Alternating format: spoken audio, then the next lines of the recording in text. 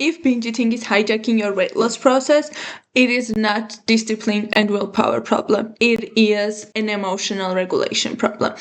Today, I will be sharing 3 tools which I use everywhere, anytime, to ride out emotional spikes without using food. We always start with a problem. My main issues, which the tools are helping with, are I had binge eating episodes triggered by emotional spikes, not real hunger.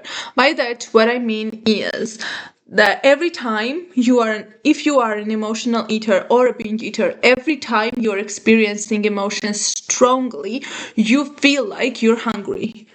And sometimes it is a surprising information because you just had food 2 hours ago. How can you still be hungry? It's not real hunger, but because we are using food to regulate our own emotions, that's how our body is telling us that we need regulation and you feel hunger. Second is that food was my main tool for stress relief, comfort, and switching off. I was using food for every emotion. If I was sad, food would make it feel better. If I was extremely happy, I would always celebrate it with food. I didn't know how else to celebrate my achievements or something good happening in my life. And for stress, boredom, anger, food was my first go-tos. Not first, but I think the only one. Social situations revolved around food and created extra anxiety. I was always an overweight person from the childhood, so every time I was outside meeting people, it always included going in some type of cafes. We would have conversation and have food at the same time. As someone who was chronically on the diet, it was my worst nightmare. I can't even count how many social settings I cancelled only because I didn't have any power to deal with the stress that would come by me choosing the type of food, how much I should eat. Should I start eating before they start eating? Should I eat after they eat? Should I choose something like salad? If I choose salad, people think I'm on a diet, then they start giving me advice on the weight loss. If I eat something else, they think that I'm overweight because I'm eating something that is not salad, so they will give me advice on the food. There was no win situation when I was in the social settings. That's why it was adding extra anxiety, and anxiety meant they wanted food more. I was overthought what to eat and how much, which increased stress, which is connected to the third situation, right? Because I was overthinking how much to eat, or should I eat it at all? Will it be weird or not? And diet advice didn't stick because emotions kept driving my behavior. None of the diets deal with the real issue behind food, with the question why. Because diets don't address that, they don't address emotions associated with food, and they don't teach you how to regulate your emotions. That's why it is very difficult to lose or maintain the weight when you lose it via diet. Let's go to the most important part of today, which is steps taken. These are 3 simplest tools I use till this day, and those are the tools which help me stop having binge eating episodes. I haven't binged for 6+ months, and every time I get desire to binge, which still happens from time to time, very rarely, but it does happen. Those are things I do. Usually one of them already works very well for me because I have this system. I would recommend you testing all 3 of them out depending on the specific situations and scenarios, and you will see which one fits on which situation better. So then you can make your own system based on that. First one, very simple. You can do it from anywhere, anytime. Box breathing. 4 breath in, 4 counts. You're holding, exhale for 4 counts. What it does is that it's taking you away from the situation. It helps you regulate your emotions. For me, box breathing doesn't work when I'm bored because I want entertainment, and breathing is not an entertainment for me. For that scenario, I use second tool, which is Joy Toolkit. This is something that I started doing and I love it. It is basically a list of things that brings me joy. Those are 10 things.